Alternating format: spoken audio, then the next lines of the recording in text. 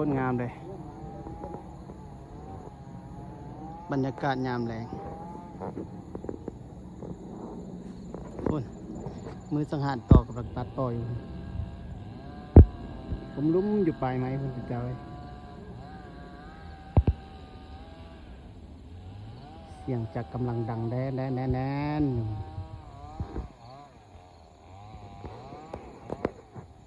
ตะเวนใกล้รับผูแล้ว